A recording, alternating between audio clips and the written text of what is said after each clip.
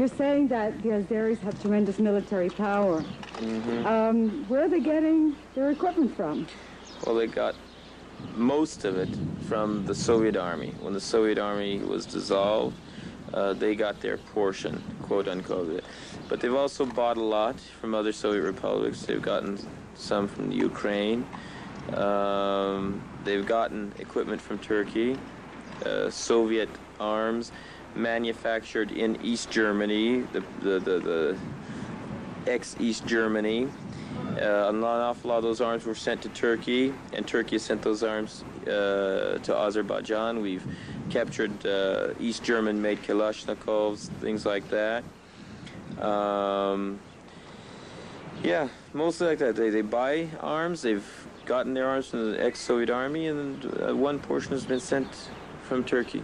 And you?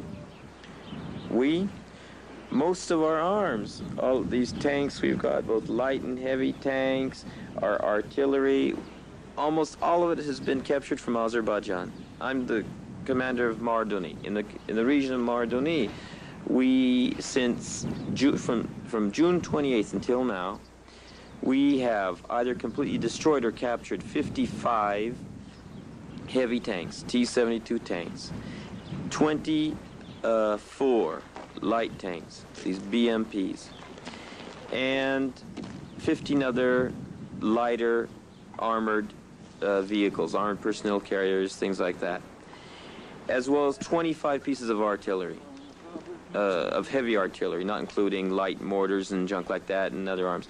The bulk of what we have, of what we fight with, has been captured from Azerbaijan. Just in the last fighting here in Mardegert, they've captured about 20 heavy tanks.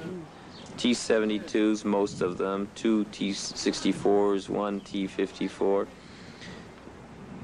Captured an awful lot of equipment. In other words, most of what we have comes from Azerbaijan itself. It's been rough, huh?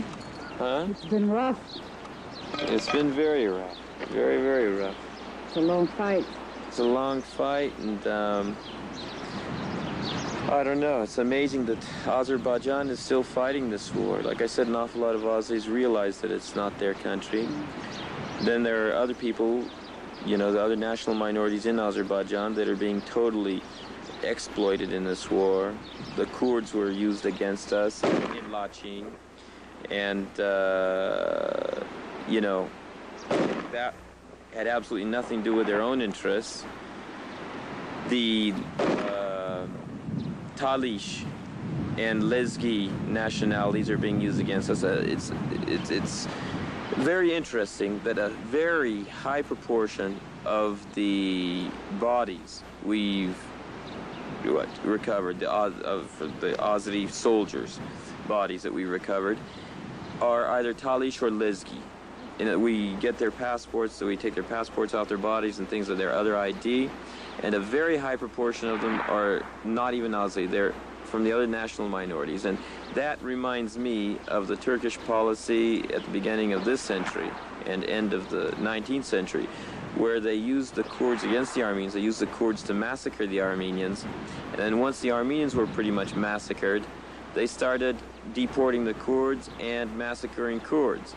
In other words, they're setting non-Azeri national minorities against us in this war, knowing that the more of those youth that are killed, the better for the, chauvinist Azeri authorities. In other words, to get rid of those national minorities.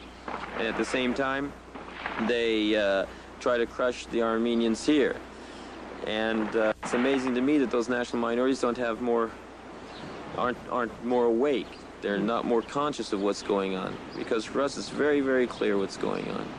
They're being used against us, and if Azerbaijan succeeds in crushing the Armenian movement here, they'll begin crushing the Talish, they'll begin pressing the Lezgis, and things will get even worse for them. It's been also written that there are some human rights violations being committed by Armenian people at the moment. Yes, let me say that in this war, in this war, there have been violations. The biggest violation is by Azerbaijan against our whole people. That's the biggest and most outrageous violation, that they're killing our people, burning our villages in an effort to retain control of part of the Armenian homeland, something that has absolutely nothing to do with their own country. That's the biggest absurdity. But during this war, like during just about every war in the world, not just about, but really every war in the world, there have been errors committed, errors that should never have been committed. There have been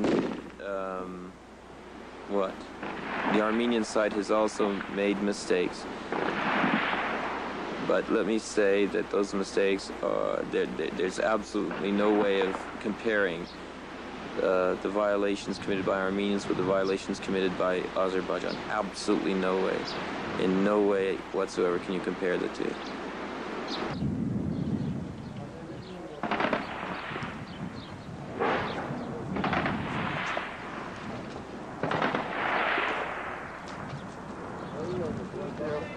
Alles